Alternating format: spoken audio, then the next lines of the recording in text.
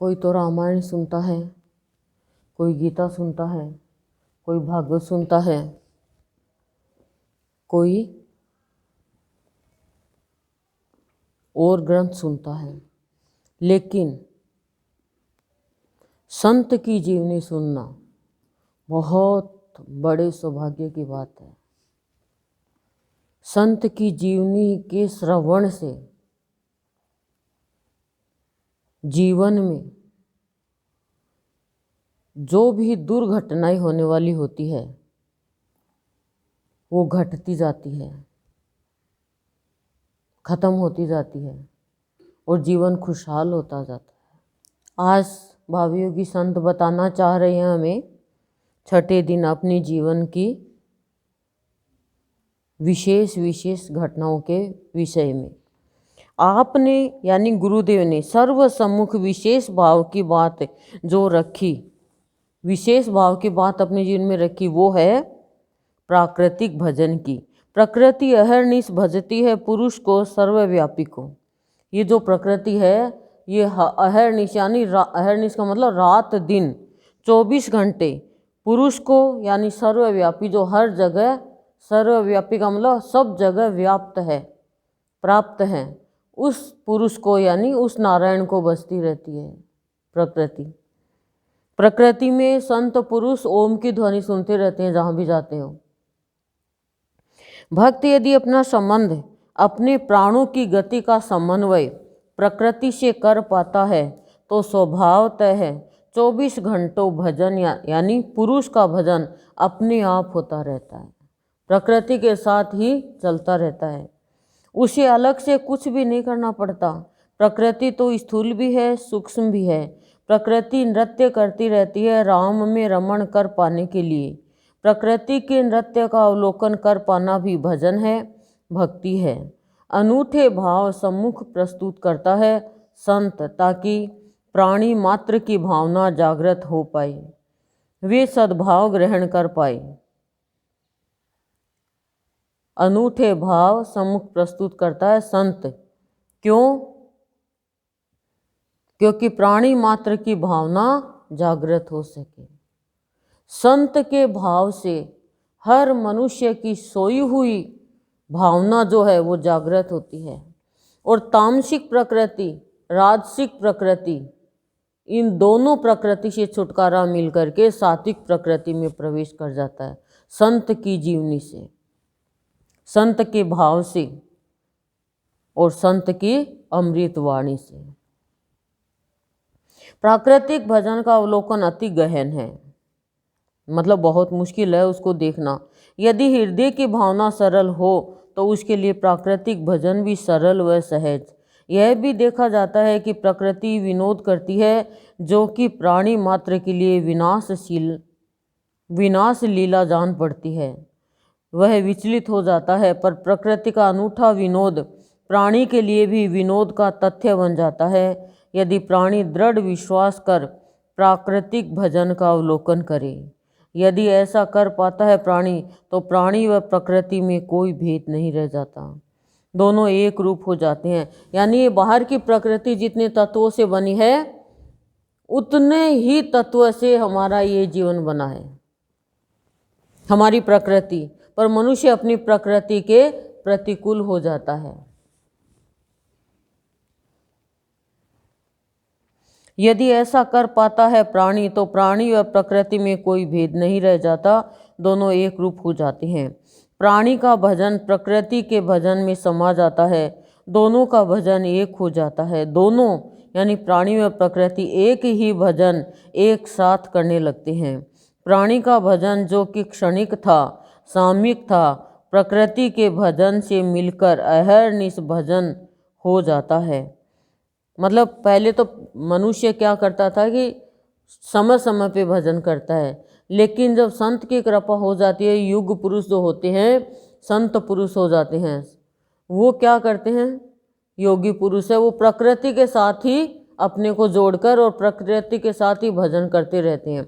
उनके लिए हर समय ब्रह्म का समय होता है, ये नहीं है कि एक अलग से समय निकालना पड़ता है। क्या जैसे हम सांसों के लिए कोई समय नहीं निकालते हैं कि भाई अब मैं सांस ले लूँ, हम क्या कहते हैं, सांस लेने के भी टाइम नहीं है, उसके लिए टाइम निकालने की जरूरत ही नहीं है।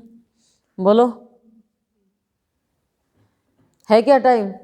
हर वक्त सांस चलता रहता है, लेकिन हम बोलते रहते, सांसों की कीमत नहीं जान पाते। प्रकृति का भजन प्राणी की प्रकृति बन जाता है। प्राणी का विश्राम व काम भी प्रकृति का अहर्निश भजन बन जाता है। सभी जगह सभी अवस्था में प्रभु का यानी पुरुष का भजन ही होने लगता है। प्राणी का तार जुड़ जाता है अदृश्य बेतार से। एक होता है तार जो जुड़ा हुआ है, एक होता है बेतार जो दिखता नहीं है, जो हमारे श्वासों का तार भगवान से जुड़ा हुआ है, प्राणों से जुड़ा हुआ है। उसका तम यानी अंधकार सर्वोत्तम यानी प्रकाश पुंज में परिवर्तित हो जाता है। यह है वह प्राकृतिक भजन जिसका संत बावला था। हमेशा कहता रहा, प्राकृतिक भजन का अवलोकन करो, एक बार कर पाए तो फिर प्रभु का भजन स्वतः प्रतिक्षण होता ही रहेगा।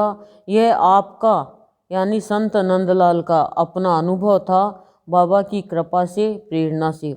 और आनंद तरंग में प्राकृतिक भजन का बहुत अच्छे से विश्लेषण भी किया हुआ है। इसमें अधिकतर बातें अभी जो चल रही है, मान लज्जा भय, ये सब जो साहित्य आपको सुनाए गए हैं, किताब भी निकल गई इनकी, मेरी आंखों में देख, इसकी भी निकल गई ना किताब, इसकी भी निकल गई। गुरुदेव के साहित्य का जो विश्लेषण किया गया था वो किताब भी निकल गई, पर आप लोगों को अध्ययन करने का वक्त ही नहीं है। गुरुदेव ने सत्य ही कहा था कि मैं यहाँ रहने वाला हूँ तो आपको वैल्यू नहीं है, और बाहर वाले तरसते हैं कि आकर सत्संग करें सत्संग करें। नहीं तो इतने सरल भाषा में साहित्य निकाले हुए हैं कि आप कितना भी भरपूर फायदा उठा करके लाभान्वित होकर अपने जीवन को स्वादिष्ट बना सकते हो, सुगंधमय बना सकते हो। प्राकृतिक भजन का हो गया। गुरुदेव बहुत बार कहते प्राकृतिक भजन के लिए तो मतलब गुरुदेव बावले से ही रहते, जहाँ भी जाते गुरुदेव प्रकृति का ही अवलोकन करते, हर जगह प्रकृति से विपरीत नहीं जाते कभी भी। और हम प्रकृति के साथ तो रहते हैं लेकिन भोग विलास में रहते हैं। सर्दी आ गई, गोंद के लड्डू बना लो, सौंठ के लड्डू बना लो, और वो बना लो, वो बना लो, वो खा लो, वो खा लो, कपड़े पहन लो बढ़िया बढ़िया, बस, और गरम गरम रजाई में घुस के सो जाओ। गर्मी आ गई, कॉटन के कपड़े पहन लो, एसी लगा लो, वो लगा लो, कूलर लगा लो, इतना कर लो उतना कर लो, ठंडा ठंडा पेयजल पी लो, शरबत पी लो, ये पी लो। और बरसात का दिन आया तो गरम गरम पकौड़ी बना लो, समोसे बना लो, छतरी ले लो, वहाँ घूमने चले जाओ, वहाँ चले जाओ। ये हम प्रकृति के हिसाब से भोग में जाते हैं, उस प्रकृति का अवलोकन नहीं करते कि प्रकृति में कैसे ऋतु परिवर्तन होता है।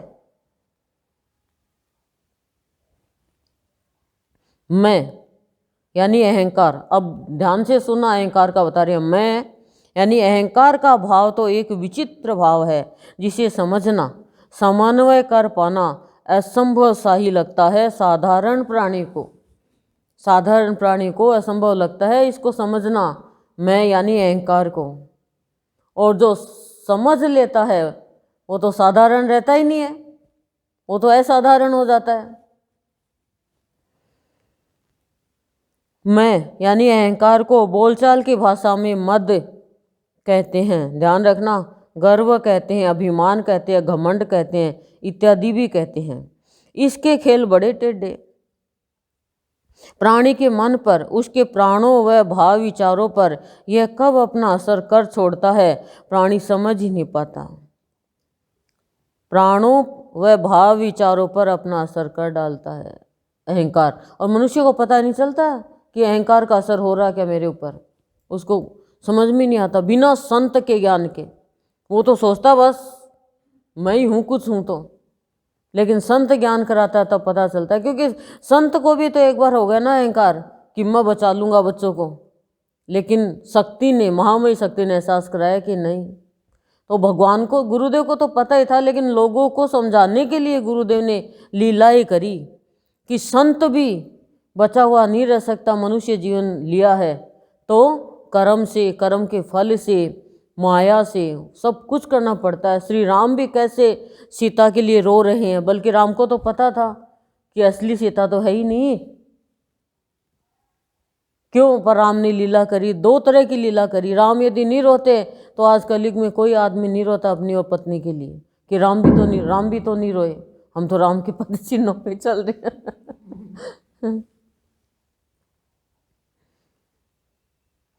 प्राणी असर कर छोड़ता है, प्राणी समझ ही नहीं पाता। नाम मात्र की भी यदि लहर उभर आए, इसे शांत करना अति दुष्कर है। मैं की, अहंकार की इतनी सी भी लहर हो तो शांत नहीं होती, तो उफान देती है सीधी। मैं में निहित रहते हैं मन, बुद्धि, अहंकार और चित्त, इनको एकदम खत्म कर देता है अहंकार। साधारण जन इन्हें मैं कहता है, पर उसे ऐसा कहने का अधिकार नहीं, कारण उन पर उसका साधारणतया जोर नहीं चलता। मैं से प्राय सभी पीड़ित भक्त भी भगवान का नाम जप, 2-4 माला फेर, धार्मिक पुस्तकों का अध्ययन कर, श्रवण मनन कर, कुछ लिख बोलकर, देख दिखाकर फूला नहीं समाता अपनी क्षमता पर, अपने कृत्य पर, अपने पांडित्य पर। ये मैं का है, वो कुछ रासा करके फूला ही नहीं समाता, वाह मैंने कर दिया, ये मैं का असर है। क्या कहता है प्राणी? बीमार हुआ, मैं ठीक हो गया, मैं ठीक हो गया। तू कैसे ठीक हो गया? दवाई ली तभी तो ठीक हो गया।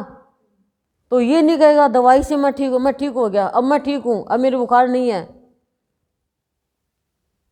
लेकिन नहीं, सेंटेंस गलत बोलेंगे तो बस ये मैं ही चल पड़ी। स्वयं को समझने लगता है मैं ही प्रभु का परम भक्त हूँ, अति ज्ञानी हूँ, भगवान को जानता पहचानता हूँ, मुझ जैसा कोई नहीं। वो भक्ति में नीचे गिर जाता है सीधा। यही होता है शुरू में भक्ति करते हैं उनके लिए, पर वह नहीं जानता कि ये सब अज्ञानता के द्योतक है, अहंकार वश है। मैं के कारण उसके मन, बुद्धि और चित्त अहंकार के वशीभूत हो जाते हैं तथा सही रूप से कार्य संचालन नहीं कर पाते। अहंकार वाले के अंदर मन, बुद्धि, चित्त और अहंकार ही सही रूप से कार्य नहीं करेंगे। वो उसको कह देंगे इधर चल, तो कहीं ये कौन होती है करने वाली, मैं तो इधर जाऊंगी। अहंकार वाले की निशानी होती है। अहंकार वाले को ये कह देना तो ये मत खा, तो वो खाएगा विशेष, ये कौन होती है मेरे को कहने वाली। और अहंकार नहीं है, वो कहेगा सही तो कह रही है, इधर जाने में, इधर जाने में क्या है। शांत भी रहेंगे यार, इस बात का ध्यान रखना। अहंकार वाले के क्या, अहंकार कहता देख तेरे को कौन कहने वाला, तेरे को कैसे कह दिया इसने, चोट कर दी तेरे मन पे, तो वो भगवान का नोट नहीं बन सकता। एक होता है भगवान का नोट, एक होता है नोट यानी पैसा, और एक होता है KNOT नोट यानी गांठ, और एक होता है नोट यानी नोट लिखना। 3 नोट होते हैं, नोट नोट नोट। एक होता है NOT नोट यानी, इस पे बाद में करेंगे चर्चा। अब तुम ले लो खुद भी, अहंकार नहीं रहेगा तो ले लोगे। पर वह ये नहीं जानता कि सब अज्ञानता के द्योतक है, अहंकार वश है, अज्ञानता के कारण, और वो अहंकार के वशीभूत हो जाता है। बोलो, मैं के कारण उसके मन, बुद्धि और चित्त अहंकार के वशीभूत हो जाते हैं तथा सही रूप से कार्य संचालन नहीं कर पाते। अहंकार साधारण प्राणी की बात तो छोड़ दे, विज्ञजनों संत महात्माओं को भी बख्शता नहीं। विज्ञजनों, बहुत बड़े वैज्ञानिक और संत महात्मा है, उसको ही नहीं बख्शता, तो हम जैसे साधारण प्राणी को अहंकार छोड़ेगा? अहंकार का मतलब क्या? आसुरी प्रवृत्ति, बहुत ही विशाल काय होता है ये अहंकार, जल्दी से नहीं जाता है। वो टूट जाएगा लेकिन मुड़ेगा नहीं, झुकेगा नहीं है अभिमानी व्यक्ति। जाति का अहंकार, रूप का अभिमान, पुत्र का अभिमान, पुत्रियों का अभिमान, पति का अभिमान, शरीर का अभिमान, योग्यता का अभिमान, पढ़ाई का अभिमान, नौकरी का अभिमान, धन का अभिमान, ये अभिमान अहंकार है, ये मनुष्य को ले डूबता है। अरे ये तो नश्वर है, आज है कल नहीं भी रहेगी। रावण का सब चला गया, किसी का भी अहंकार नहीं चलता है, चाहे विज्ञजन हो, चाहे संत हो, चाहे महात्मा हो, चाहे भगवान हो, चाहे भक्त हो, और अहंकार घेरता है।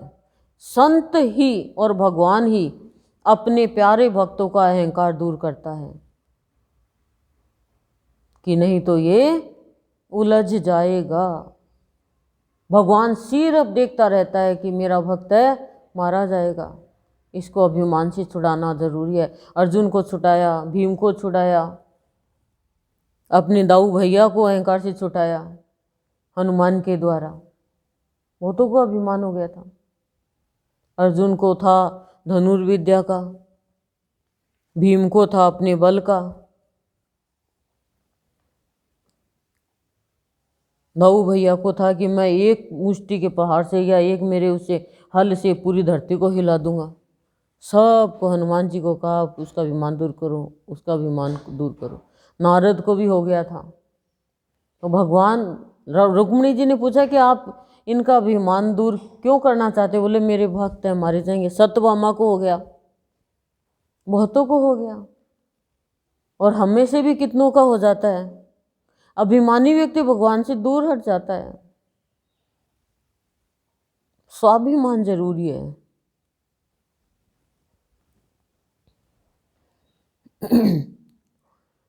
तो क्या कह रहे हैं,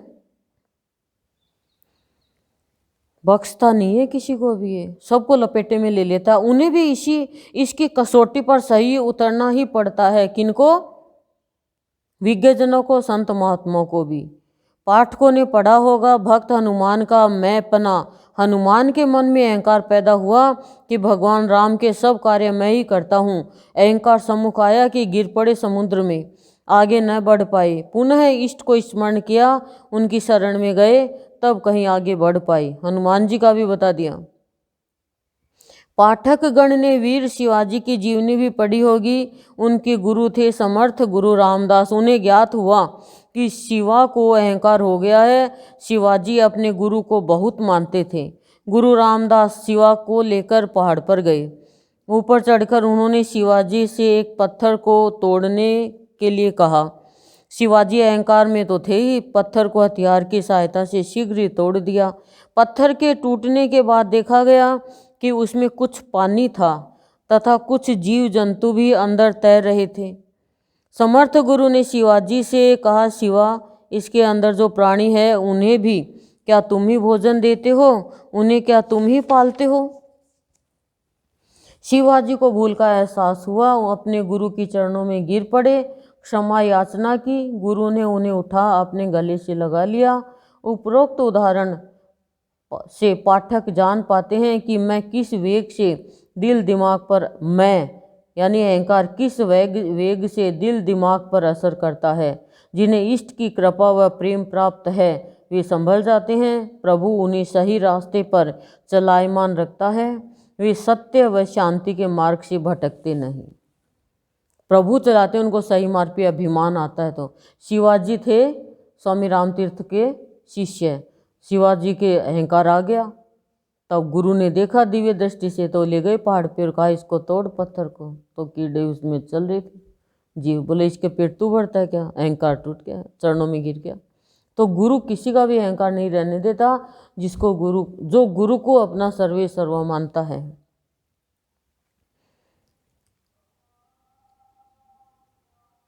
और तभी वो सत्य के मार्ग पर चल पाता, नहीं तो अहंकार के कारण सत्य मार्ग से भटक जाता है।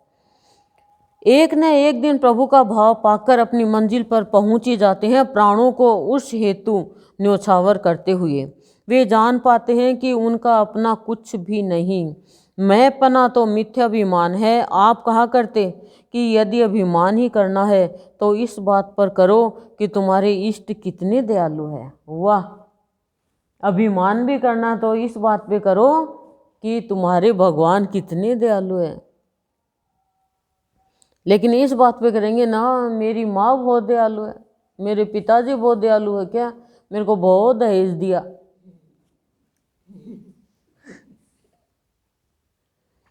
आप कहा करते कि यदि अभिमान ही करना तो इस बात पर करो कि तुम्हारे इष्ट कितने दयालु है। तुम्हारा अहंकार अहंकार न रहेगा, वह अहम का कारण न रहेगा, वह कारण हो जाएगा प्रेम का, दया का, विश्वास का, श्रद्धा का। देखो, प्रेम, दया, विश्वास, श्रद्धा अभिमान खत्म होने पे आते हैं। और ये जब चार सामग्री आ गई, वो प्राणी समग्र है, समर्थवान है, वो सब कुछ करने के लिए। अहम सम्मुख आए तो स्वतः मन ही मन उसका कारण खोजो, जान पाओगे उसके स्रोत को, उसकी उत्पत्ति को। वह भविष्य में उत्पन्न नहीं होगा। मैं लोप हो जाएगा, मैं न रहेगा, मैं तू हो जाएगा। अहम होगा भी तो अपना न होगा, अपने इष्ट का होगा। अब बताओ, गुरुदेव ने की जीवनी में आया है कि अहम सम्मुख आए तो स्वतः मन ही मन उसका कारण खोजो। अरे पता तो चले पहले कि मेरे अंदर अहम है। कोई बताने वाला तो हो कि हमारे अंदर अहंकार आ गया। लेकिन सत्संग में आते आते पता चल जाता है। मनुष्य जब भक्ति के मार्ग पर अग्रसर होता है तो बहुत सी बाधाएं उपस्थित होती है मार्ग में। देखो कितनी अच्छी बात बताई है। जब मनुष्य भक्ति के मार्ग पे चलता है तो क्या आती है? बहुत सी बाधाएं आती है भक्ति के मार्ग में। ठीक है, बहुत से प्रलोभन मार्ग अवरोधक होते हैं सिद्धि के रूप में।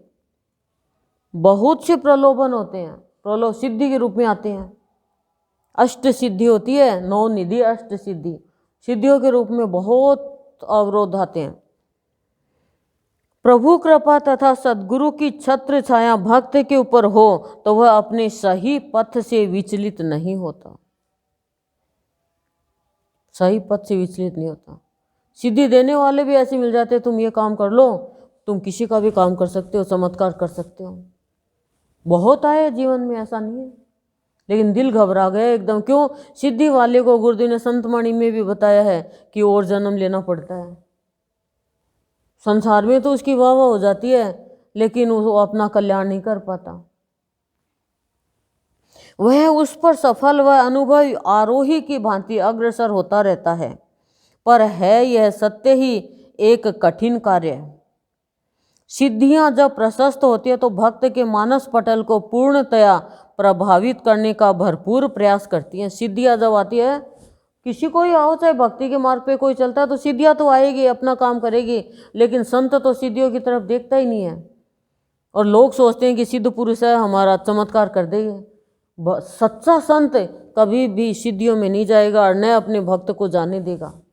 क्योंकि जो सिद्धि से जुड़ गया वो सत्य के रास्ते पे नहीं चल रहेगा, वो अपने आप से नहीं जुड़ेगा, बस उसका तो काम हो गया, तो मनुष्यता नहीं रहेगी उसमें। कोई ये कहे भाई सिद्ध पुरुष है, मेरा ये काम सिद्ध कर दे, तो मैं मानूं, माने तो मान, नहीं माने तो मत मान।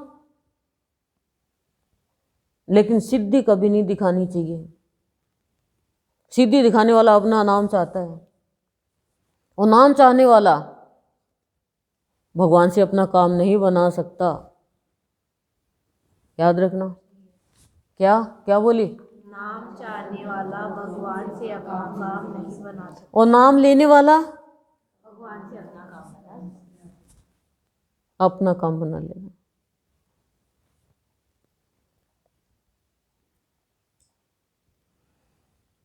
वे नहीं चाहते कि प्राणी से बढ़कर साधक बन।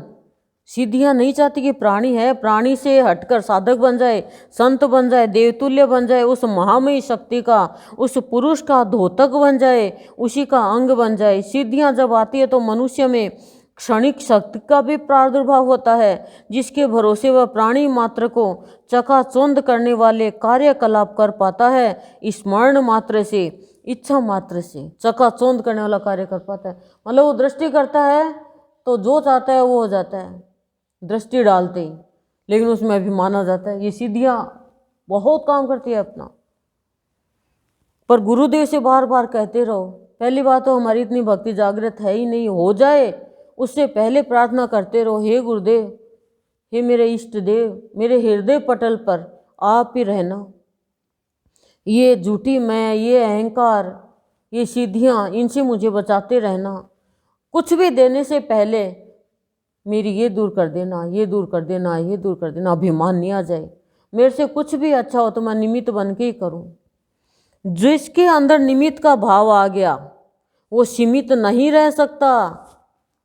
इस बात का ध्यान न रखना। और जो कर्तापन के भाव में आ गया वो एक सीमित दायरे में फंस जाता है, क्योंकि भगवान को तो कर्ता मानता नहीं, यानी भगवान को तो निमित्त मान दिया, बना लिया और खुद कर्ता बन गया। तो फिर वो कैसे आगे अग्रसर होगा? फिर खुद ही पढ़ लो, खुद ही कॉपी चेक कर लो, खुद ही नंबर ले लो, खुद ही प्रमाण पत्र बना लो। बताओ ऐसे कैसे संभव है?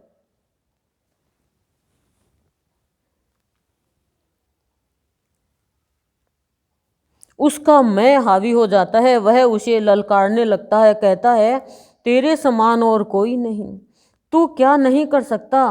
देखो मैं आती है, कह रहा तेरे समान तो कोई नहीं, तू क्या नहीं कर सकता, तुझे भक्ति इत्यादि पाकर क्या करना है, तू जो चाहता है वह तू अब पा सकता है, धन दौलत मान सम्मान शक्ति इत्यादि।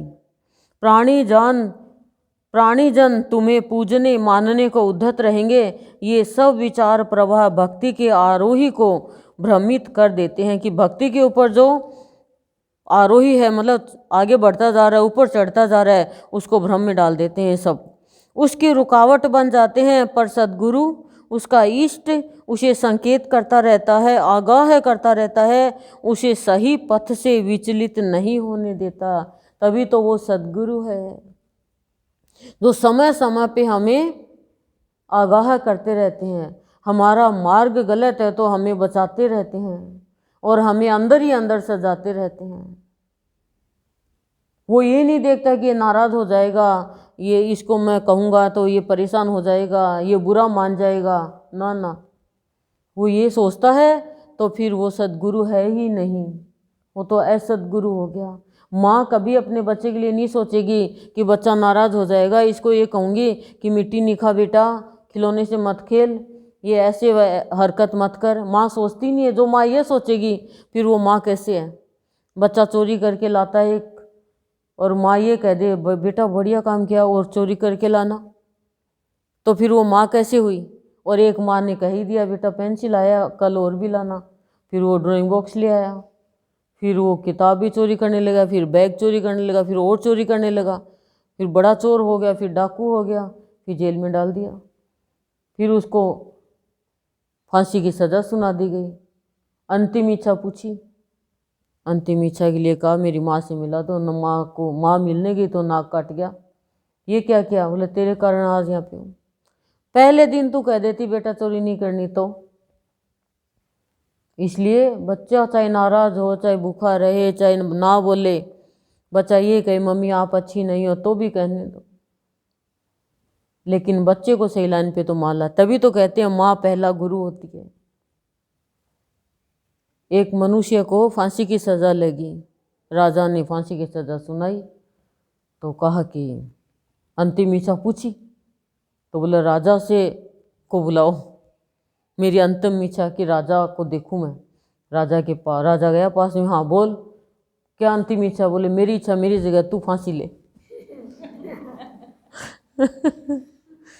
ऐसे भी सिर फिरे होते हैं, पूछना ही बंद हो गया अंतिम इच्छा सीधा।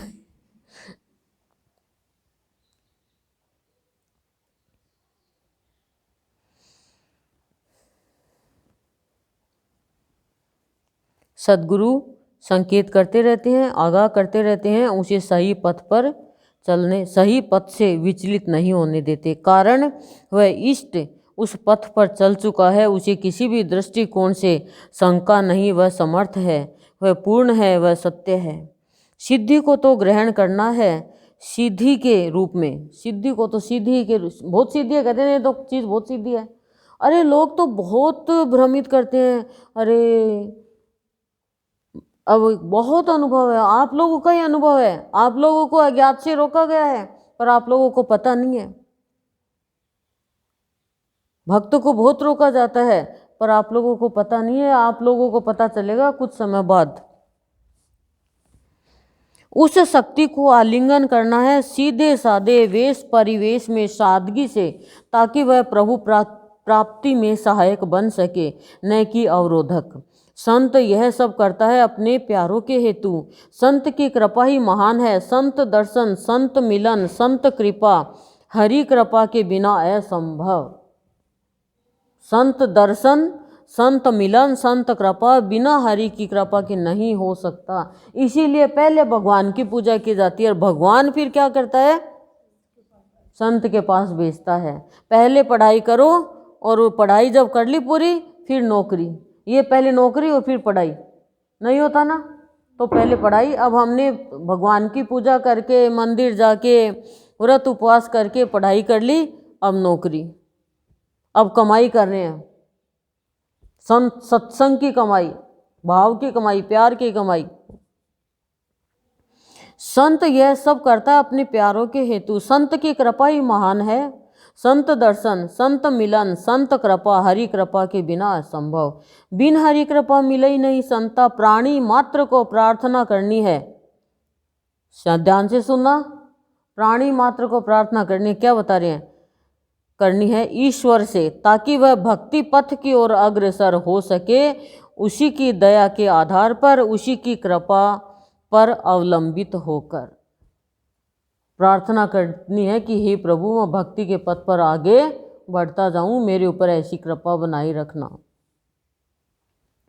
अन्यथा ये सिद्धियां सीधी नहीं है, वे भक्त को ही सीधा कर देती है।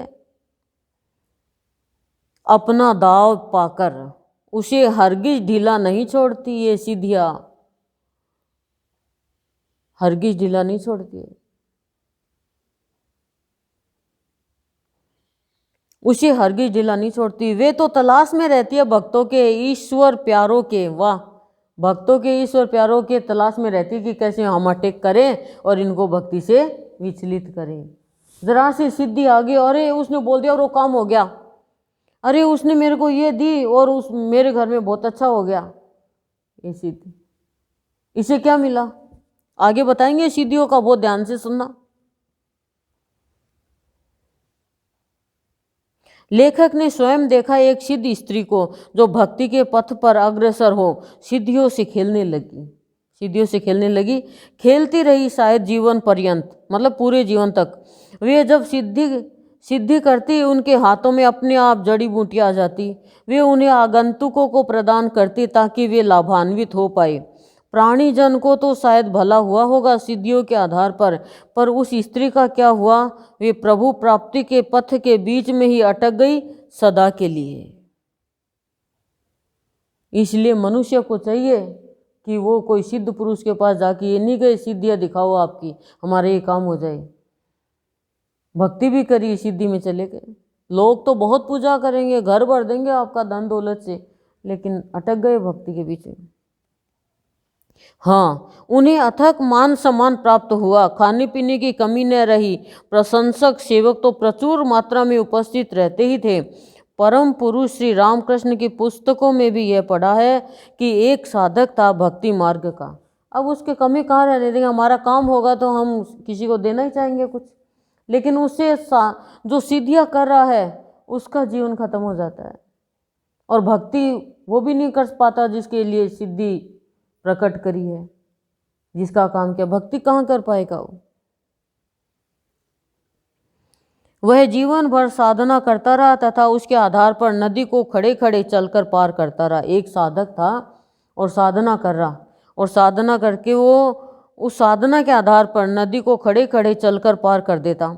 उस समय नौका द्वारा नदी पार करने का भाड़ा था केवल मात्र 2 पैसा। जब वह श्री रामकृष्ण परमहंस के पास गया प्रशंसा के हेतु, तो ठाकुर ने कहा, अब संत के पास जाता है प्रशंसा पाने के लिए, संत मेरी प्रशंसा करेंगे और मेरी बड़ाई करेंगे। टेढ़ा हो रहा है तो थोड़ा सा घुमा लो, दिक्कत हो रही है क्या नाड़ में, टेढ़ा हो रहा था। हाँ,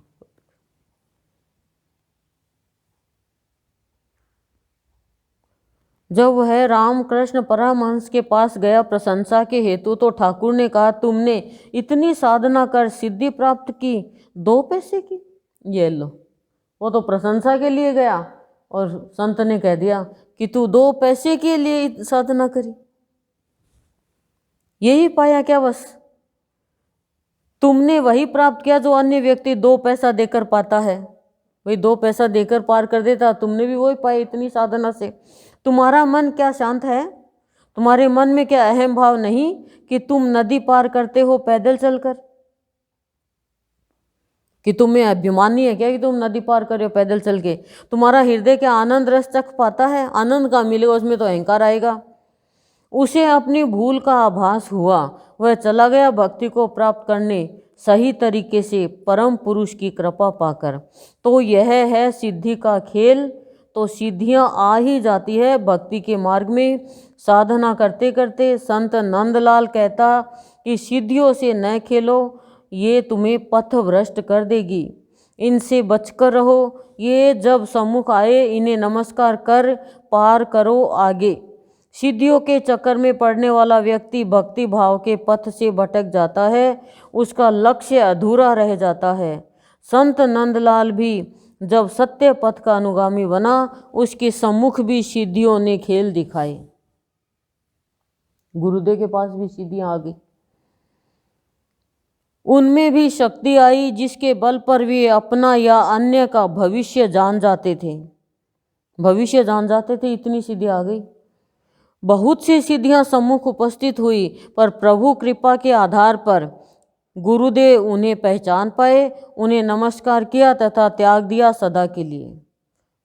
गुरुदेव के पास भी सिद्धियां आई, गुरुदेव ने क्या किया? भविष्य भी जान जाते दूसरे का, लेकिन गुरुदेव ने सदा के लिए उन सिद्धियों को त्याग दिया नमस्कार करके। बाबा भी सिद्ध पुरुष थे, उन्हें चर्म रोग समय समय पर सताता था। उन्होंने बतलाया भक्तों को कि वे उन्हें ठीक कर सकते थे सिद्धियों के आधार पर यह अच्छा नहीं। सिद्धियों के आधार पर ठीक कर सकते थे। लोगों ने तो कहा यदि सिद्ध पुरुष थे तो क्यों बीमारी अपने ऊपर ली, लेकिन संत कभी भी ऐसा नहीं करते। वो तो सभी प्राणियों को स्वयं से जोड़ते हैं, ईश्वर से जोड़ते हैं, सत्य से जोड़ते हैं, सिद्धियों से नहीं जोड़ते, चाहे उनको कोई आदर दे, सम्मान दे या ना दे। एक बार सिद्धि के चक्कर में पड़ जाए तो जीवन का निर्दिष्ट कार्य अधूरा ही रह जाएगा, फिर से जन्म लेना पड़ेगा। कभी कभी कुछ करते भी तो अपने स्वार्थ हेतु नहीं, भक्तों के लाभ हेतु, मन विनोद हेतु यदा कदा, मतलब कभी कभी मन के विनोद के लिए, मतलब मजाक के लिए भी कर लेते।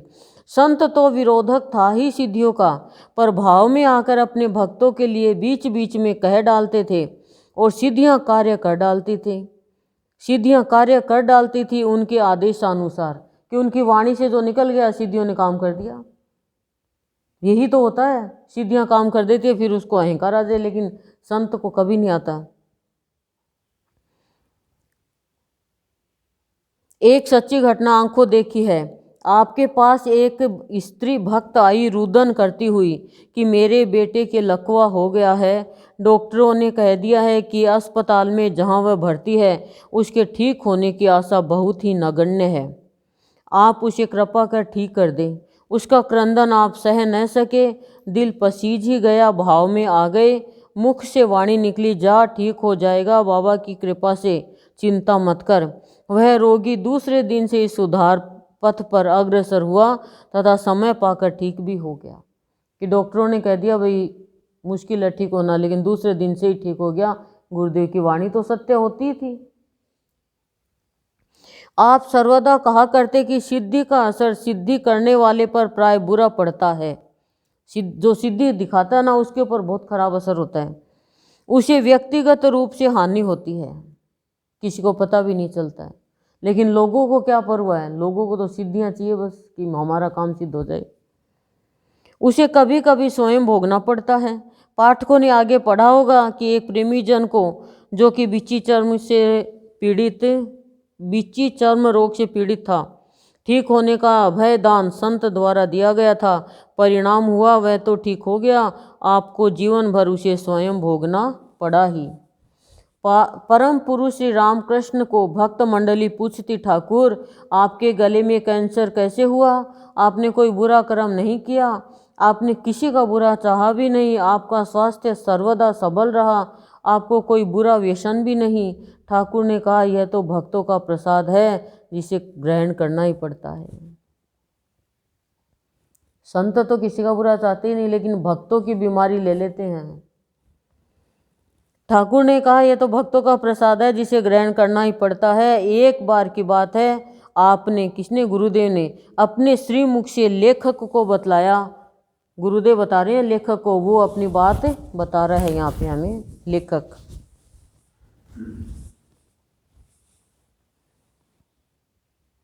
मनुष्य में वह शक्ति है कि वह मृत जीव को जिंदा कर दे, पर प्रकृति का विधान बदलने से क्या लाभ।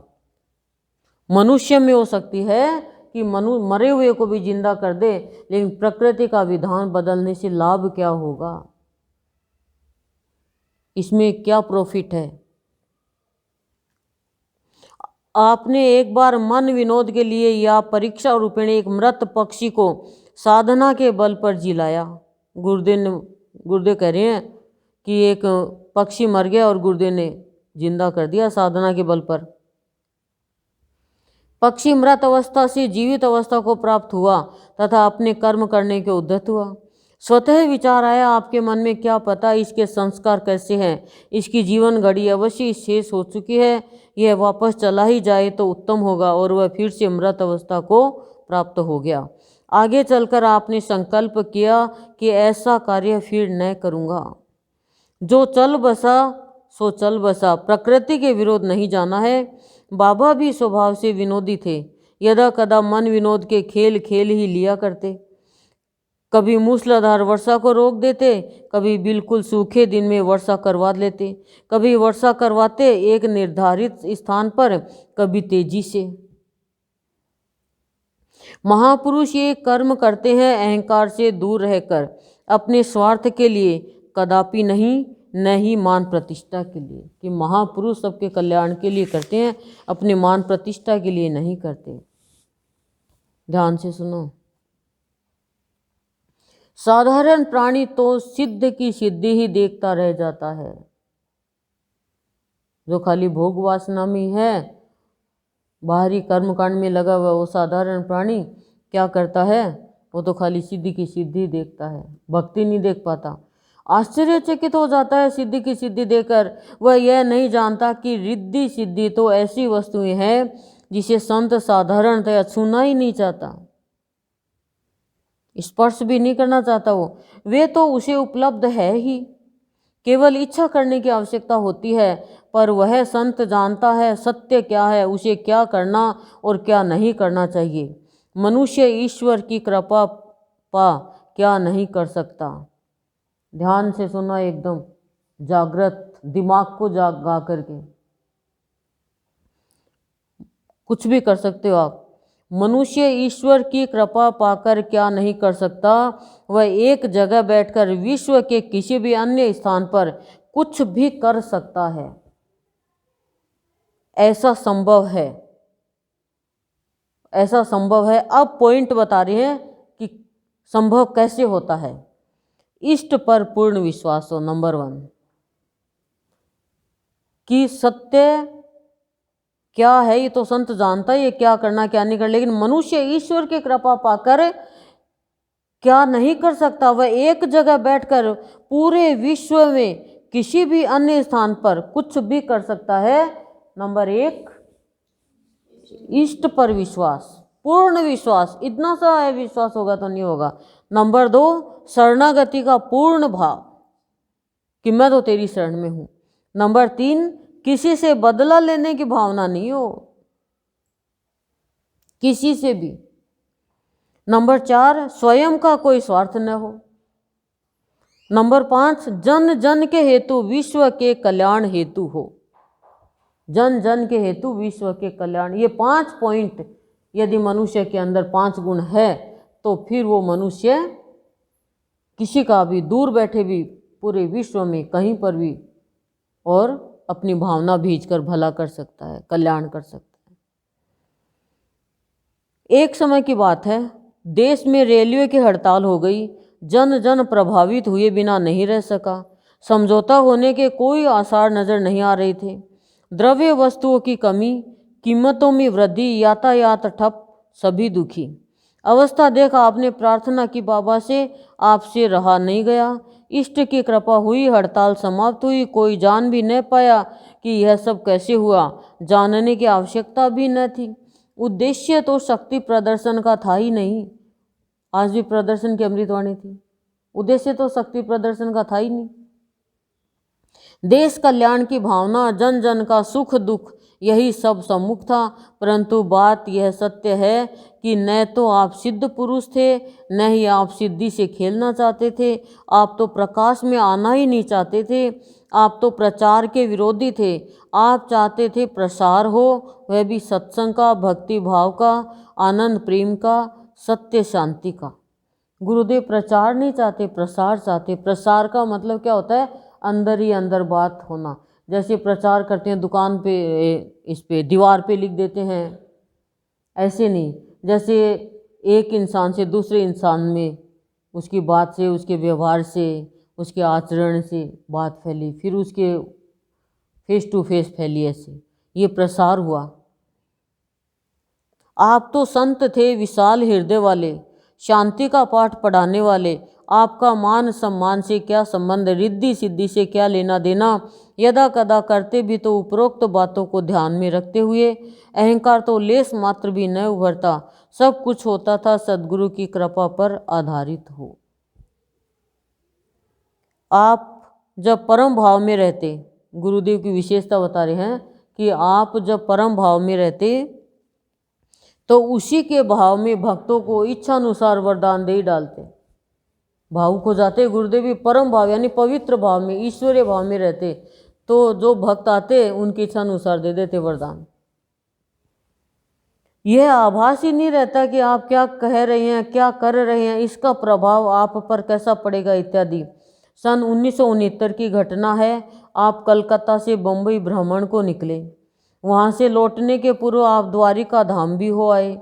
वापसी के वक्त बम्बई में एक प्रेमी जन ने सत्संग हेतु अपने मकान में साधना कक्ष बनाने की योजना स्वतः आपके सम्मुख रखी, गुरुदेव के सम्मुख रखी कि मैं एक साधना का कक्ष बनाना चाहता हूँ। आप आ गए भाव में, कह बैठे यदि ऐसा किया गया तो तुम्हें 7 पीढ़ी तक धन संपत्ति की कमी महसूस नहीं होगी। बोलो, और आज तक भी है उनके अच्छे से, भरे पूरे खुशहाल रहोगे। उस भक्त ने योजनानुसार कार्य कर ही लिया तथा उस स्थान पर शांत भाव से सत्संग होती आई है। वह भक्त अपने परिवार सहित खुशहाल है। धन की यथासंभव वृद्धि भी हुई है। साधना तो साधना है अपने मन को, साधना तो साधना है अपने मन को। कहा जाता है कि मन को साध ले सब कुछ सध जाएगा। जिस पर प्रभु कृपा हो, जिसका अपना सच्चा इष्ट हो, उन्हें साधना करने की आवश्यकता नहीं। पर अन्य व्यक्ति के लिए जो स्वतः इस मार्ग पर बढ़ते हो, साधना आवश्यक हो जाती है ताकि वह भक्ति मार्ग पर खड़ा रह सके सीधा और मजबूती से। साधना के माध्यम से वह अपने शरीर को और समय पाकर मन को साध सकता है। साधना का पथ कठिन पथ है, कोई ठीक नहीं कि कितना समय लगेगा, पर साधारणतया भक्तगण इसी माध्यम से, इसी मार्ग से गुजरते आए हैं, गुरु के अभाव में, इष्ट के अभाव में, कि साधना कर लें। लेकिन ये हमारी सत्संग करना साधना ही तो है भाई। जिसके पिता ने खूब पैसा कमाया है तो उन बच्चों को क्या ज़रूरत है कमाने की, बताओ। तो ऐसे ही सच्चा गुरु जिसको इष्ट मिल जाए उसको साधना की ज़रूरत ही नहीं है। बस उसको तो अपने मन को साधना है, मन को नियंत्रण रखना, यही सच्ची साधना है। पर इष्ट के अभाव में ही मनुष्य को खुद को करनी पड़ती है साधना। यदि प्राणी का अपना इष्ट हो तो कार्य बहुत ही सरल हो जाता है। मनुष्य का इष्ट हो तो कार्य बहुत सरल हो जाता है। उसे अपने इष्ट की शरण में जाना पड़ता है, उस पर पूर्ण विश्वास कर लेना पड़ता है। इतना किया कि बन गया उसका काम। जितना तीव्र विश्वास होता है, जितना अधिक शरणागति का भाव होता है, उसका कार्य उतनी ही तीव्रता से संपन्न होता है।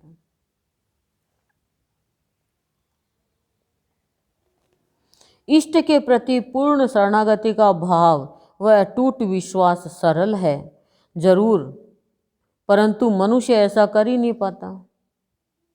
इष्ट के प्रति पूर्ण शरणागति का भाव वह अटूट विश्वास बहुत सरल है, लेकिन ये भी मनुष्य नहीं कर पाता।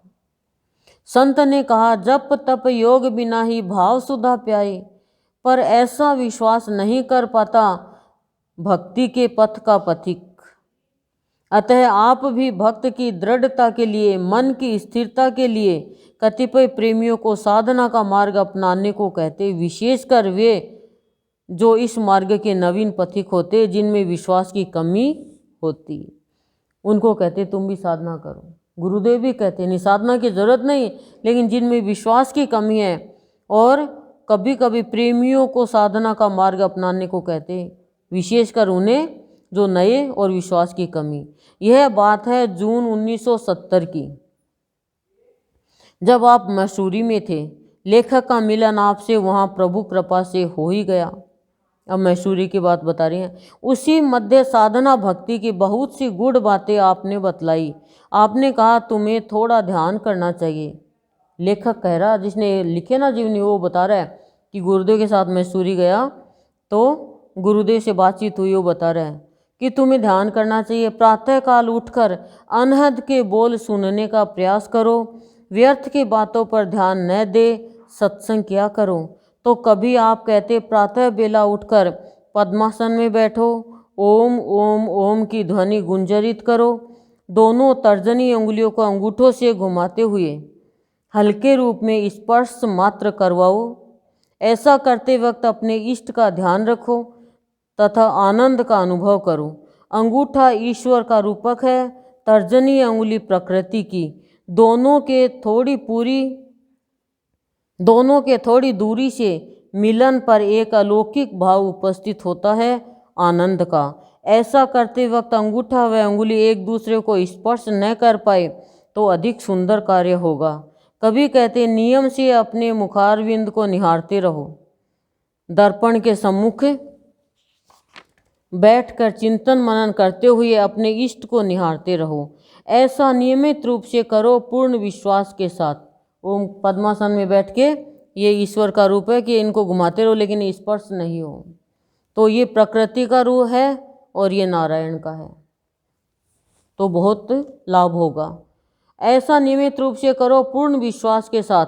आनंद, प्रसन्नता व प्रेम का भाव स्वतः जागृत होगा। क्या कह रहे हैं? इससे तुम्हें आनंद, प्रसन्नता, प्रेम का भाव जागृत हो जाएगा अंदर से। सब प्राणी के अंदर है लेकिन जागृत नहीं है। तो गुरुदेव ने उनका कारण बताया ध्यान लगाने का, कि सुबह उठकर कैसे ध्यान किया जाए, पद्मासन में बैठकर कैसे ओम का जाप किया जाए। सत्य की ओर बढ़ पाओगे, बोले ऐसा करोगे तो सत्य की ओर बढ़ोगे और आनंद, प्रेम, शांति मिलेगी। लेकिन आनंद, प्रेम, शांति के लिए तो कोई कोई आता है, बाकी तो स्थूल की चीज ले आते हैं हम। तो ज़्यादा तो स्थूल में भी सब कुछ मिलता है सत्संग में आने पे, ऐसा नहीं मिलता क्या? ऐसा करने से मन में स्थिरता आएगी। पॉइंट खूब बता दिए। ऐसा करने से क्या होगा? नियमित रूप से करने से पूर्ण विश्वास के साथ करोगे, आनंद आएगा, प्रसन्नता आएगी, प्रेम का भाव जागृत होगा, सत्य की ओर बढ़ पाओगे। ऐसा करने से स्थिरता आएगी मन में, यानी चंचल मन वो स्थिर होगा और कुछ समय पश्चात अपनी जगह अपने इष्ट का मुखड़ा दृष्टिगोचर होगा। करे दर्पण में अपना मुंह देखो, मुखड़ा, और अपने इष्ट को देखो। थोड़े दिन बाद में आपको अपने मुंह में गुरुदेव का मुंह दिख, आपका इष्ट, मेरा इष्ट तो गुरुदेव है, वो दिखने लग जाएगा। साधना करते रहने से भी व्यर्थ के विचार भावों का वजन कम हो जाता है। वह भक्ति भाव के प्रेम राज्य में उड़ाने और अधिक ऊंचाई पर बढ़ने लगता है। साधना करते रहने से दिव्य भाव, उत्तम विचार उभरते हैं। तो कभी कहते चलो दक्षिणेश्वर काली बाड़ी चलें, माँ से मिलने की तीव्र इच्छा है, शायद माँ बुला रही है, वहाँ आगामी शनिवार को चलेंगे। तो कभी कहा करते श्री रामकृष्ण परमहंस की, चैतन्य महाप्रभु की, महर्षि रमन की, स्वामी रामतीर्थ की, स्वामी विवेकानंद की, मीरा की, तुलसीदास की, कबीर साहब की, संत रैदास की, स्वामी रामदास की जीवनियाँ पढ़ो, पुस्तकें पढ़ो। उनसे प्राप्त आदर्शों को अपने जीवन में उतारने का प्रयास करो। उनके माध्यम से जीवन को सरल सहज बना लो। कभी कहते साधना करो, यह सीढ़ी है, इन पर चढ़ पाओगे तो दृढ़ बन सकोगे। जैसे सोने को तपाने से वह स्वच्छ, चमकीला व निर्मल बन जाता है, उसी प्रकार तुम भी सच्ची साधना कर दृढ़ बन पाओगे, आगे बढ़ जाओगे। कितनी बात बता दी गुरुदेव ने जीवन में आगे बढ़ने के लिए। पर ये बातें भी आप यदा कदा ही कहते पात्र देखकर। ये बातें गुरुदेव कभी कभी कहते पात्र देखकर, नहीं तो सदा नहीं कहते। आप स्वयं पद्मासन लगाकर दिखलाते, बैठने की सही प्रणाली तथा ओम ओम ओम की ध्वनि पुकार कर बतलाते, ताकि प्रेमी जन उनका सही उच्चारण कर पाए। यदि ये दोनों काम प्रतिदिन 10-15 मिनट सही तरीके से किए जाए, चुपचाप में, अकेले में, तो अति सुंदर स्थिति बन जाती है मन की, विचारों की। मानसिक शांति, प्रसन्नता तथा आनंद का भाव पूरे जोर शोर से मिल पाता है प्रभु प्यारों को। मनोबल अधिक दृढ़ व मजबूत बन जाता है तथा प्राणी का भक्ति मार्ग प्रशस्त हो जाता है। उपासना करने की बात भी आप कहते हैं। देखो सारी चीज़ बता रहे हैं कि जीवन में क्या, जीवन के बारे में कि ऐसा जीवन बन जाएगा। 10-15 मिनट ओम का जाप बताते गुरुदेव पद्मासन में बैठकर कि ऐसा करने से एकांत में मतलब करोगे तो मन है, विचार, उनकी स्थिति बड़ी सुंदर हो जाएगी। मन कमज़ोर नहीं रहेगा, दृढ़ व मजबूत बन जाएगा और भक्ति मार्ग पर आगे बढ़ता जाएगा। उपासना करने की बात भी आप करते हैं, गुरुदेव कहते हैं उपासना भी करो। उपासना का अर्थ आपने बतलाया उप प्लस आसन अथवा समीप बैठना। तुम जब उपासना करते हो यानी पूजा करते हो तो ऐसा जानो कि तुम्हारा इष्ट तुम्हारे अति निकट है, तुम्हारे चारों तरफ है, तुम्हारे हृदय में है, तब तुम्हारी आराधना सफल होगी। उपासना क्रिया है शांत भाव से करने की, दिखावे की तनिक भी आवश्यकता नहीं है कि उपासना पूजा जो करते हैं वो दिखावे के लिए करते हैं तो कुछ भी प्राप्ति नहीं होगी। शांत भाव से करो।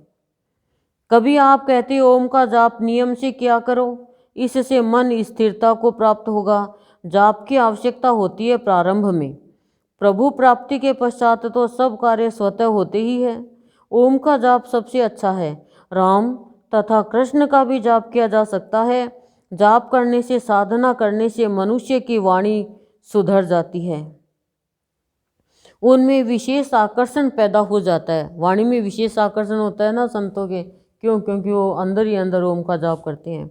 वे अधिक प्रभावशाली बन जाती है। आपकी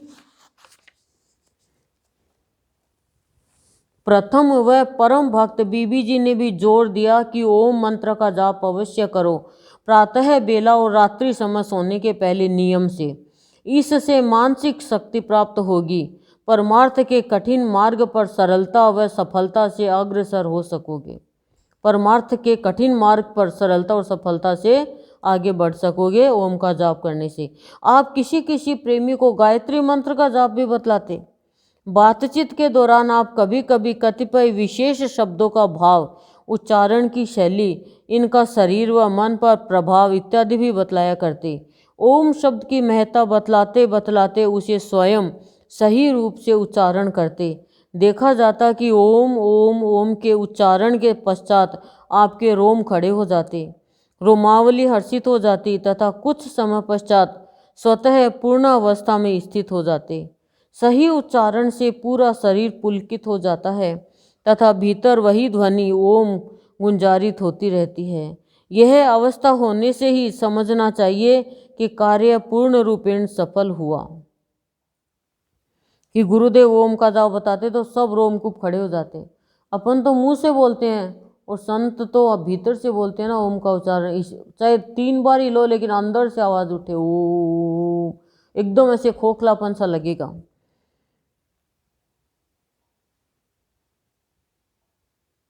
यह अवस्था होने से समझना चाहिए कि कार्य पूर्ण रूपेण सफल हुआ।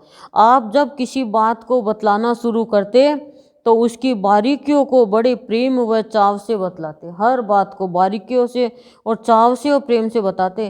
श्री कृष्ण गोविंद हरि मुरारी हे नाथ नारायण वासुदेव। इसका भी उच्चारण तो श्रेष्ठ आपने बतलाया ही। आपने आगाह किया कि साधना करते समय आसन पर बैठो जो कि कुशा काष्ठ या ऊन का हो, नंगी धरती पर न बैठो। साधना करनी चाहिए विश्वास व दृढ़ता से। जिस प्रकार हम किसी की बातें करते हैं तो उस वक्त उसका मुखड़ा हमारे सम्मुख आ जाता है, उसी प्रकार इष्ट का नाम जाप करते समय उसका रूप, उसका मुखड़ा भी हमारे सम्मुख स्वभावतः आ जाए तो यह एक उत्तम कोटि की साधना होगी भक्ति के मार्ग में। उत्तम कोटि की साधना होगी भक्ति के मार्ग में। यदि हम भगवान का जाप करें तो भगवान का मुंह हमारे सामने आ जाएगा। जो भक्त कुछ साधना कर चुके होते, जिनका भाव प्रेम व आनंद के प्रति उत्तम पाते, उन्हें आप कहा करते कि जो भक्त कुछ साधना कर लेते और जिनका भाव है वो प्रेम व आनंद के प्रति उत्तम पाते, तो गुरुदेव उनको कहते, संकेत करते, जप तप योग बिना ही भाव सुधा प्याए। अब तुम्हें जप तप योग की जरूरत नहीं है, तुम्हें भाव का अमृत मैं पिलाऊंगा। अपने इष्ट का भाव तो ऐसा है कि हम परमानंद की, प्रभु की, इष्ट की प्राप्ति कर पाते हैं, प्रभु के भाव सुधा का पान कर पाते हैं, कर सकते हैं बिना जप तप योग किए ही। ऐसा संभव है, ऐसा होता आया है। यदि प्रभु की कृपा हो, इष्ट की दया हो, हमें तो उसके भाव को पाना है, उसके रंग में रंग जाना है, उसी में समाना है। भाव के माध्यम से शरणागति के सहारे विश्वास की डोर बांधकर भगवान को पाने के लिए भाव के माध्यम से विश्वास की डोर और विश्वास की डोर और शरणागति के सहारे, तीन चीज बताई। और कुछ करना थोड़ी है, वह स्वयं करेगा ही, करना ही पड़ेगा उसे। जाएगा कहाँ? अपनों के प्यार में वह तो कब का बिक चुका है, कोड़ियों के मोल वह ऐसों का ही दीवाना है। वह ऐसों का दीवाना है जिसने साधना कर ली है, तो वो प्रेमी जन है भगवान का, तो उनको और आगे बढ़ाने के लिए कहते हैं जप तप योग बिना ही भाव सुधा प्याई। और हम लोग प्रवचन में क्या बोलते हैं कि जप तप योग बिना ही भाव सुधा प्याई। लेकिन गुरुदेव ने क्या कहा कि जो साधना कर चुके उनको गुरुदेव कहते कि अब तुम्हें जप तप की जरूरत नहीं है। भाई जब शादी हो गई तो अब तो बच्चे पैदा करो, गृहस्थी चलाओ, अब दोबारा शादी के लिए कहेंगे क्या बताओ? तो साधना कर ली यानी सद गया जिसका मन, देख लेते दृष्टि, तो उनको कहते अब तुझे साधना की जरूरत नहीं है, अब तो तुझे जप तप की जरूरत नहीं है, भाव मिलेगा। और जो कोई भी प्राणी शरणागति का सहारा ले लेगा, विश्वास की डोर में बांध लेगा, और एक पॉइंट और भाव अच्छा रहेगा, तो वो भगवान को प्राप्त कर लेगा। बिक गए हो तो कोड़ियों के भाव, जैसा ऐसा भक्तों के तो हाथ में रहती है भगवान की डोर। आप अपने प्यारों से कहते, क्या कहते गुरुदेव अपने प्यारों से? अपने प्यारों से मैं जो कहता हूं उन्हें स्वयं सिद्ध न मानो। ये भी कहते कि मैं जो कहता हूं उसको स्वयं सिद्ध मत मानो, उन्हें स्वयं अपने जीवन में उतार कर देखो। जब वे खरी उतरे तो पूर्ण आत्मविश्वास होगा। कुछ समय तो प्रभु प्राप्ति के हेतु अवश्य लगाओ, कि थोड़ा समय तो लगाओ भगवान को पाने के लिए। परमार्थ के पथ पर अग्रसर होने का प्रयास जारी रखो। मन को संतुलित रखने का अभ्यास न त्यागो। जो बात समझ में न आए मेरे सम्मुख रखो इत्यादि। धीरे धीरे अग्रसर हो पाओगे, धीरे धीरे बोला आगे बढ़ पाओगे। चुपचाप हाथ पर हाथ धरे बैठे रहना, श्रवण मात्र करना विशेष महत्व नहीं रखता।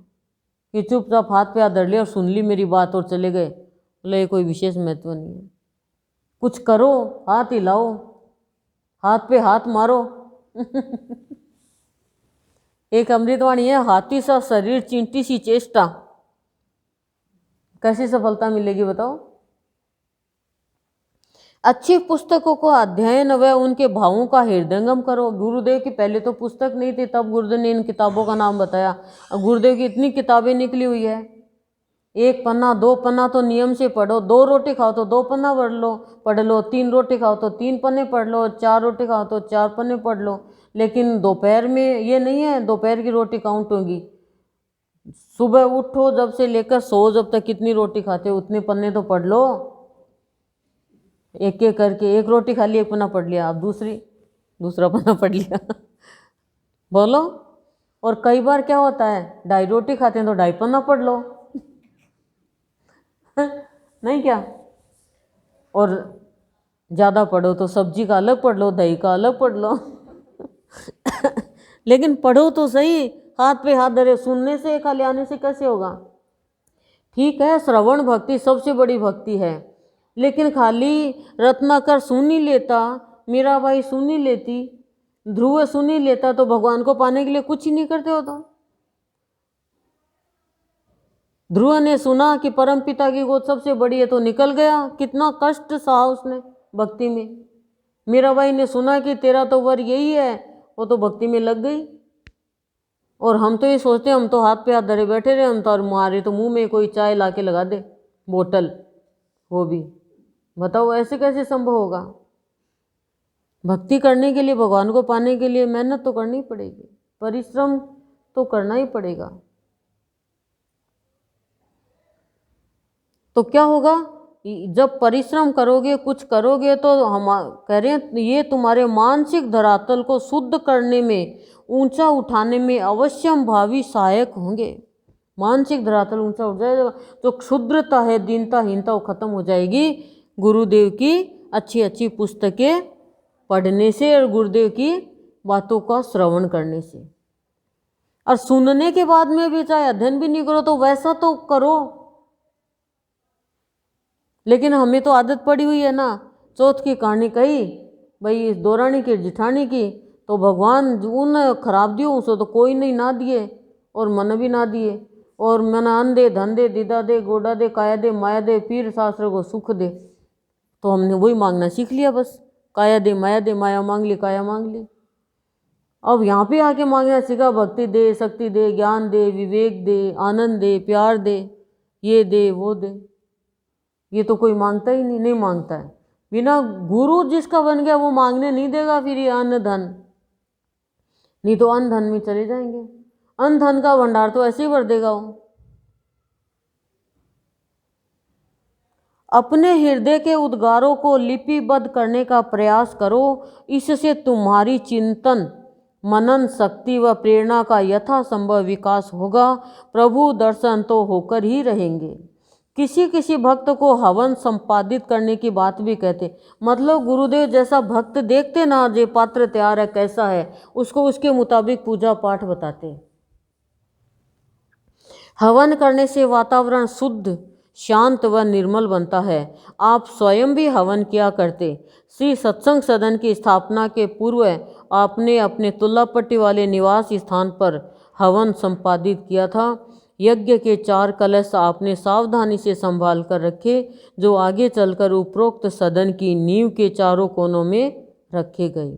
देखो हवन करने से, मैं कहती हूँ ना, 1 महीने से जरूर हवन करना चाहिए। और सदन में जो 1 मनुष्य होता है उसमें भी हवन वाले दिन जरूर उपस्थित होना चाहिए। हवन देखने से, हवन के धुएं से अंदर में बहुत नकारात्मक जो भरी हुई है ना, वो खत्म होती है, शांति होती है, घर में शांति होती है, मन शांत होता है, वातावरण शुद्ध, शांत और निर्मल होता है। इसलिए हमें हर प्राणी को हवन करना चाहिए। 11 आहुति का ही कर लो चाहे, और अपना तो है भी नहीं विशेष, हरिओम हरिओम हरिओम हरिओम स्वाहा। संत ने अपने भक्तों के सम्मुख एक नया भाव रखा। अब एक नया भाव हो रहा है, ठीक है, ध्यान से सुनना। पुराना, अभी तक क्या पुराना था, अभी भी नए थे। एक और नया भाव रखा, जप का है, जप का वह है, ए जपा जाप। अभी तक तो कहा जप तप योग बिना ही भाव सुधा प्याए। अब क्या कर रहे हैं, जप का वह है, ए जपा जप, यानी जपना नहीं पड़े फिर भी जप चालू। यह जाप यदि दृढ़ता व पूर्ण विश्वास के साथ किया जाए तो जाप करने वाले परमार्थ भाव का स्थायी लाभ पा सकता है। परमार्थ यानी धर्म, अर्थ, काम और मोक्ष, ये परमार्थी है 4। धर्म की उंगली तो कितनी छोटी सी, धर्म के रास्ते पर चलेगा, जीवन के अर्थ को समझेगा, शुभ कर्म करता जाएगा, तो मोक्ष मिल जाएगी और नारायण अपने अंडर में ले लेगा। ये है हमारे हाथ की विशेषता। समझ गए? कोई कहता है ये उंगली छोटी क्यों बनाई, ये धर्म की है। छोटी हो चाहे 3-3 पैरवे तो सब में ही है, नहीं है क्या? ये मेहंदी लगाने के लिए नहीं है खाली, इसमें मेहंदी लगा दी, इसमें मेहंदी लगा दी, इसको नोया कर लिया, ये नेल पॉलिश लगा दी, इसी के लिए नहीं है। ये है धर्म, अर्थ, काम, मोक्ष, नारायण।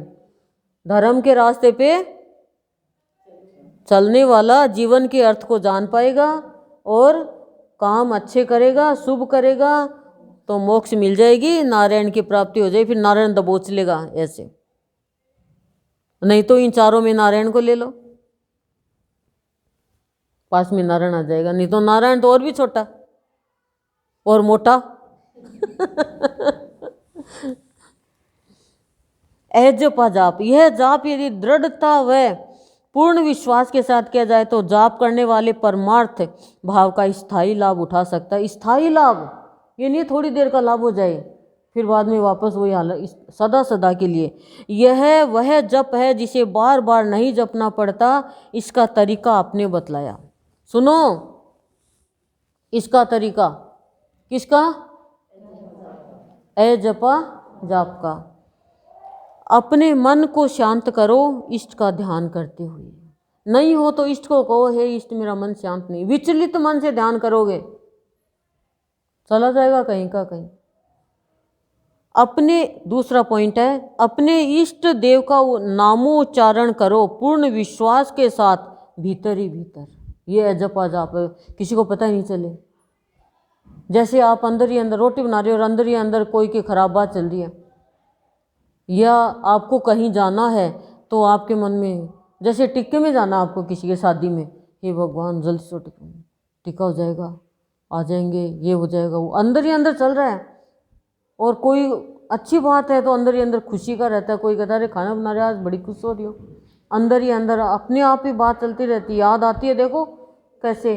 तो वो भगवान का नामोच्चारण करो अंदर ही अंदर, भजन गाते रहो अंदर ही अंदर। तीसरा पॉइंट है, कुछ समय पश्चात नामोच्चारण बंद कर दो। कुछ समय बाद नाम का उच्चारण बंद कर दो। फिर चौथा पॉइंट है, अनुभव कर पाओगे इष्ट के नाम का उच्चारण स्वतः तुम्हारे भीतर हो रहा है, अपने आप ही होने लग जाएगा। फिर आप नहीं करोगे, अपने आप ही आप सो खाओ पियो, जैसे श्वास चल रहा है ना वैसे भगवान का नाम चलता रहेगा अंदर ही अंदर। इस अवस्था को प्राप्त करने पर मन बुद्धि चित्त शांत हो जाते हैं, चिंताएं खत्म हो जाती है, समय पाकर वे अदृश्य भी हो जाती है। यही है जपा जप की विधि। ये संत का विषय, हमारे भावी संत का विशेष भाव है कि जपा जाप करने की विधि बताते हैं।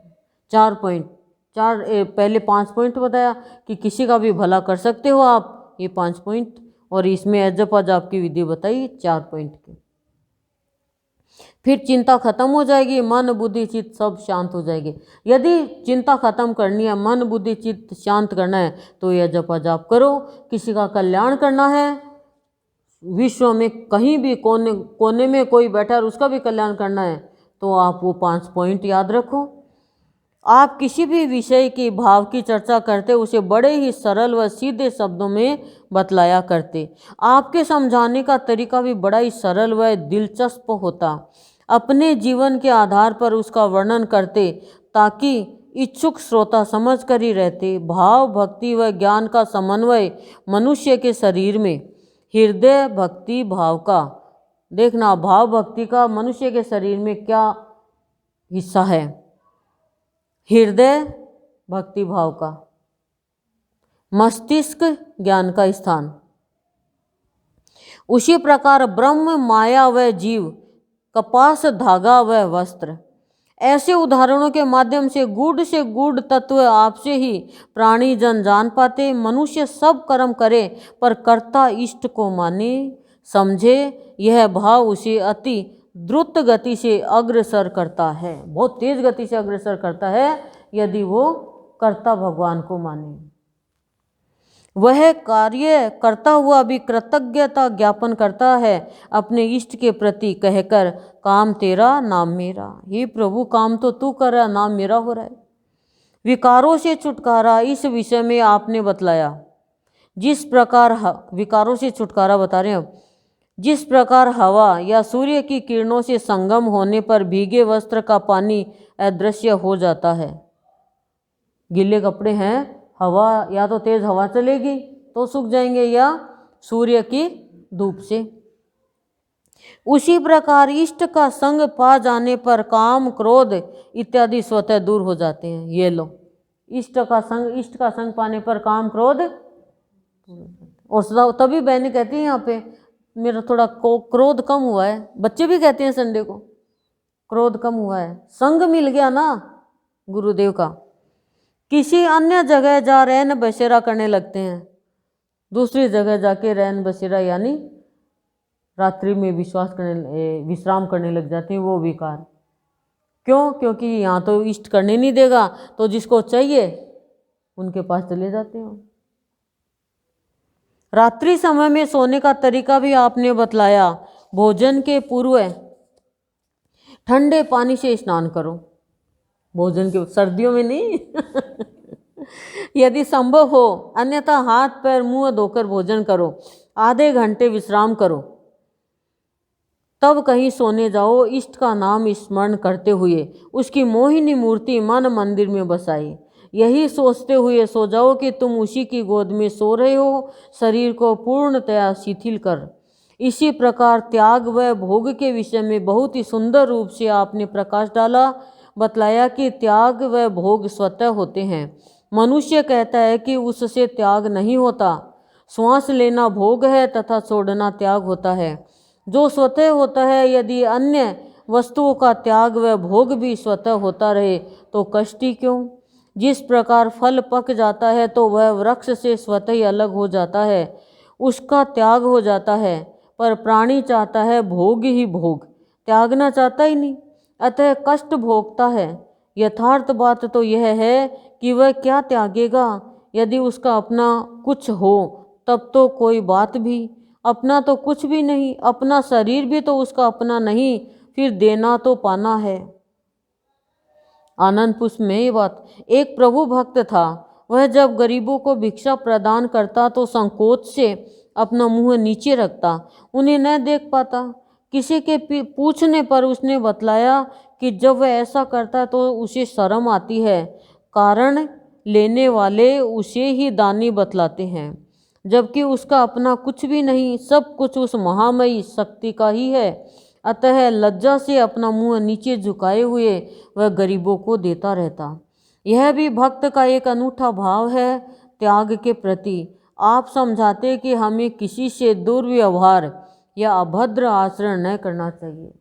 देखो, पहले दान का बता दिया, कुछ भी दो तो कर्ता बन के मत। हम तो कह देते हैं मैं तेरी सहायता नहीं करती तो तू ये काम कर ही नहीं सकती, मैं नहीं करता तो कैसे आगे बढ़ता। लेकिन ये गलत फहमी है। निमित्त है कुछ देने वाला तो भगवान ही है करता, तो भगवान हमें कुछ देता तभी तो हम किसी को कुछ देंगे। अब आगे देखो क्या कह रहे हैं गुरुदेव, जीवन के बारे में बता रहे हैं सारी बातें। गुरुदेव समझाते कि हमें किसी से दुर्व्यवहार या अभद्र आचरण न करना चाहिए। हमें चाहिए कि हम सभी से नम्रता से पेश आए। ऐसा व्यवहार हमारे जीवन को सभी दृष्टिकोण से सहज व सरल बना देगा। जीवन अधिक सुखदायक होगा। जीवन सुखदायक चाहते हो तो गुरुदेव की बात मान के चलो। सहज और सरल चाहते हो तो गुरुदेव की बात मान के चलो कि हमें आज से गुरुदेव की जीवनी सुनिए, आज से किसी के साथ दुर्व्यवहार और अभद्र व्यवहार नहीं करना है और अभद्र आचरण भी नहीं करना है। हमें सबके साथ नम्रता से पेश आना है। ऐसा व्यवहार करोगे तो सुख बना रहेगा और शांति रहेगी, सहज व सरल जीवन होगा। क्योंकि तकलीफ होती है ना, चाहे कोई भी हो, किसी के साथ भी हम दुर्व्यवहार करते हैं तो दिल तो सबके ही है। ये तो है नहीं कि हमारे ही दिल है और दूसरे के दिल नहीं है। यह हम आगे पढ़ चुके हैं कि संत श्री विशुद्धानंद सरस्वती विद्यालय में पढ़ाया करते जीविकोपार्जन हेतु। आप उस विद्यालय के प्रभावशाली, जाने माने, निर्भीक तथा स्वतंत्र विचारों वाले शिक्षक थे। निर्भीक और स्वतंत्र विचारों वाले। कौन था उस विद्यालय में जो आपसे अनभिज्ञ था, कि गुरुदेव से परिचय नहीं था? ऐसा कोई नहीं था, सब गुरुदेव को जानते थे। कौन था वहाँ जो आपसे सुपरिचित न था? प्रत्येक छात्र, प्रत्येक शिक्षक, हर एक कर्मचारी आपसे प्रभावित, आपसे लगाव रखना अपना सौभाग्य समझता, कुछ लोगों को छोड़कर। विद्यालय में आपका अपना विषय था हिंदी साहित्य। आपकी पढ़ाने की शैली भी अपनी थी। पठन पाठन में लोग आपका लोहा मानते। कोई भी श्रेणी क्यों न हो, कितने भी छात्र क्यों न हो, कक्षा में प्रवेश करने की देर रहती, पूरी कक्षा शांत, सारे छात्र शांत भाव व अनुशासित ढंग से पेश आते। सभी चाहते कम से कम आपसे तो पढ़ पाएं, कुछ सीख पाएं। क्या कारण था इसका?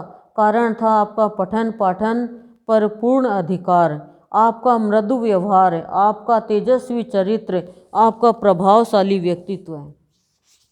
गुरुदेव के गुण बता रहे हैं कि छात्र भी एकदम अनुशासित हो जाते, शांत हो जाते। क्यों? आपसे लाभ उठाना चाहते थे। क्या विशेषता थी? सबसे मीठा व्यवहार, मृदु व्यवहार करते। और दूसरा, तेजस्वी चरित्र, चरित्र एकदम तेजस्वीवान। और प्रभावशाली व्यक्तित्व, व्यक्तित्व भी एकदम प्रभावशाली था उनका। आपके पाठन की विशिष्ट शैली, आपका अनुशासन के प्रति लगाव व दृढ़ता। अनुशासन तोड़ना गुरुदेव को बिल्कुल भी पसंद नहीं था। क्या मजाल आप विद्यालय में विलंब से पहुंचे हो, हमेशा समय पे आते। सन 1968 की बात है, जब आपकी उम्र 49 वर्ष की हो चुकी थी। विद्यालय में पढ़ाते करीब 34 वर्ष हो चुके थे। आपका शरीर भी थक चला था। सुबह से रात्रि तक अर्थोपार्जन हेतु कार्य में अति व्यस्त।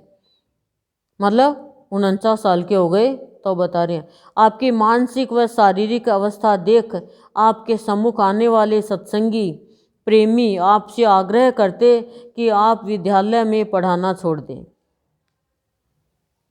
सत्संगी प्रेमी कहते कि आप मत पढ़ाओ अब। क्यों? क्योंकि शरीर थक चला था। मानसिक और शारीरिक अवस्था देख कहते वो लोग।